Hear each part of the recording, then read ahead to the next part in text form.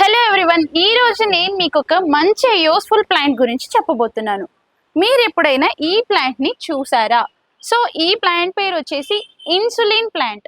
So దీనివల్ల మనకి use ఏంటి అని చెప్పేసి అంటే మనకి దీనివల్ల చాలా లైక్ మనకి దీనివల్ల చాలా యూజెస్ ఉన్నాయి. అది ఎలా అంటే షుగర్ పేషెంట్స్కి కానివ్వచ్చు, లివర్ ఫంక్షన్స్కి కానివ్వచ్చు, డైజెషన్ సిస్టమ్కి కావచ్చు, ఇది చాలా హెల్ప్ అవుతుంది. ఎలా అంటే షుగర్ పేషెంట్స్ ఇది డైలీ ఒకటిగా ఒక లీవ్‌గా తీసుకుంటే వాళ్ళకి షుగర్ కంట్రోల్ అవుతుంది.